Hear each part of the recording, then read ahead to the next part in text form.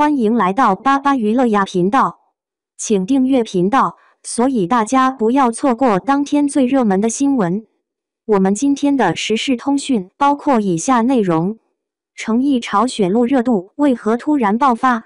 诚意古装男主天花板，就这。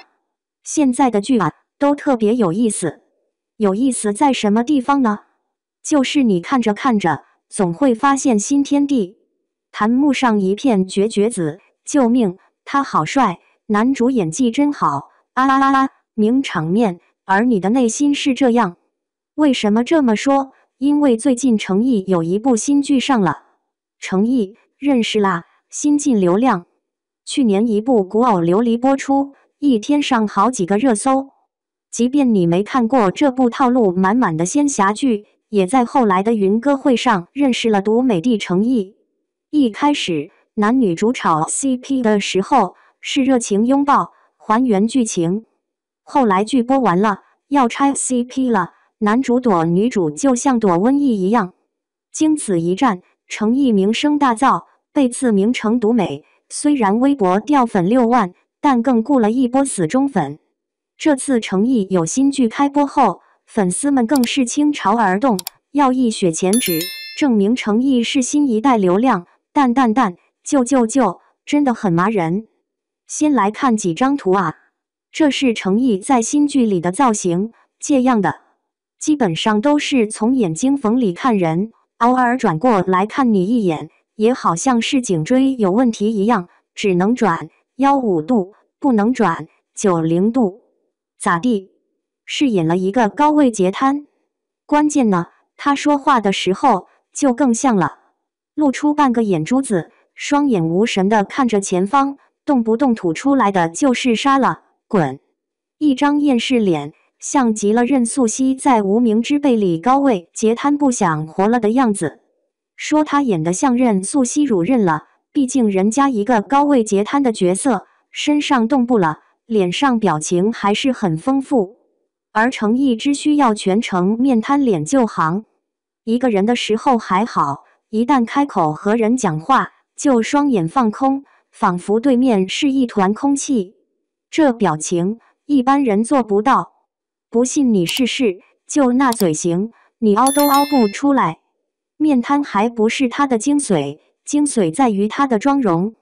大概这年头疫情的原因，粉不好卖，粉底什么的就特别便宜，男演员不要钱似的往脸上捯饬，一擦擦一层。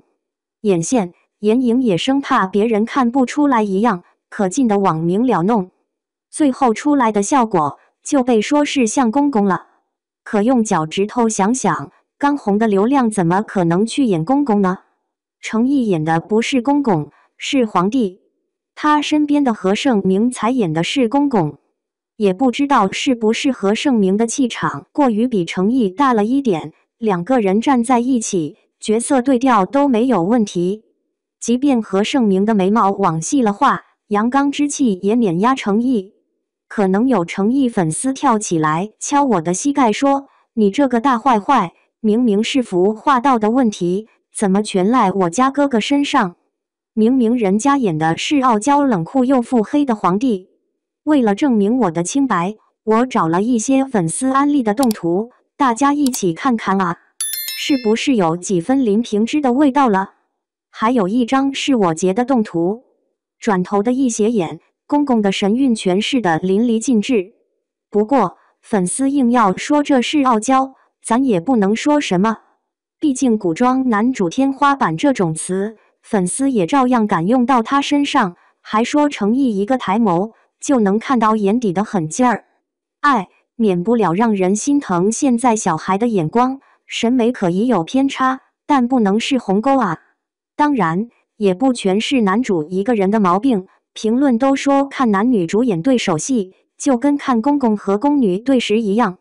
女主是张雨绮演的，从网红到王思聪的前女友到艺人，现在一只脚也踩进了演艺圈。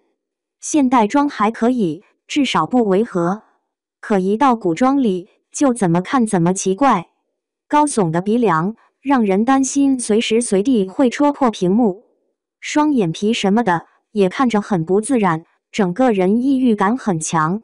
跟程毅演的皇帝一样，张雨绮演的角色也同样很没有说服力。新剧的故事框架其实还可以，跟《绣春刀》差不多，皇帝处处受制于阉人，忍气吞声，忍辱负重，以期日后反手一搏。微博上粉丝也一直在吹是权谋剧，怎么个权谋法呢？皇帝在宦官的压力之下，坚持设立了一个紫衣局，张雨绮演的正是紫衣局执剑人，听起来很厉害，对吧？剧里的设定也确实厉害。紫衣局是皇帝设立的特务机构，专门帮助皇帝来除掉宦官，光复朝政的。而张雨绮演的执剑人就是紫衣局的头头，在皇帝身边随时保护。可这么一位重要人物，身材瘦得跟块表一样，毫无挺拔有力之感。最主要的是女主的设定，说好听点是天真烂漫、未经世事，但实际上就是傻白甜路线。手里拿着小娃娃，呀呀呀，好可爱！帮皇帝喝了毒茶，跑到皇帝跟头卖可爱，我是不是立了大功？皇帝故意营造废柴的样子，他跑跟前咋咋呼呼，你昨天就没上早朝，今天怎能又不去？姑姑教导他要忍，他理直气壮，陛下怎么能受制于阉奴呢？于是，一个打算就准备冲上去杀了宦官。好家伙，韦小宝帮康熙除鳌拜，还要从长计议，准备一系列的大力士锻炼几个月才敢下手。你一个皇帝的心腹机构头头，说冲就冲，连皇帝也不用商量通知的。皇帝确定要靠着这样的傻白甜女主带领一群女子来复兴朝纲。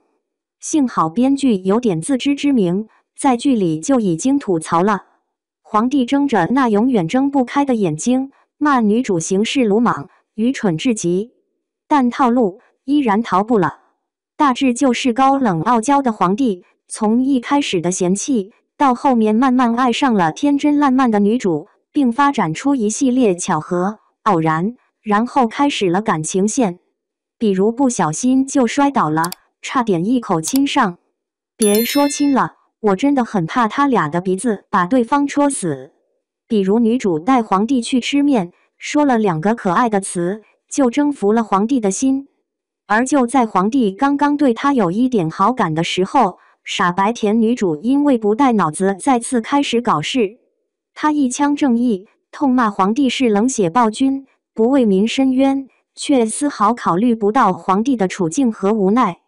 谭木上都被气到暴走啦，就想问问，这皇帝看中的紫什么一什么局，在训练人员时，不都是应该先训练忠心，以及智商太低的应该被淘汰吗？别问，问编剧就说女主要成长线，而我们大部分国产剧也就只能做到这些了。为了填充剧情，只能一开始把女主写得又蠢又笨，丝毫不遵从基本逻辑。反正所有的高冷傲娇男主最后爱上的都是傻白甜女主，至于什么叫逻辑和智商，那没有。甚至到了后面，傲娇男主一转身化身蒙面高手，比女主还厉害，2个苦命的人吐血又流泪，噔噔噔噔，感情线再一次加强。什么权谋，早被忘到屁股后面去了。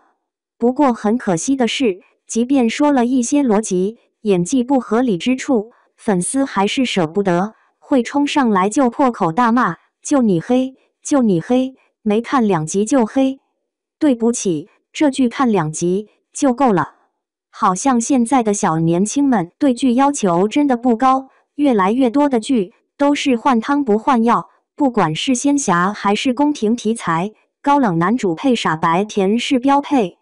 面瘫男主耍耍帅，随便一个眼神，粉丝们就能自动脑补出一整部剧。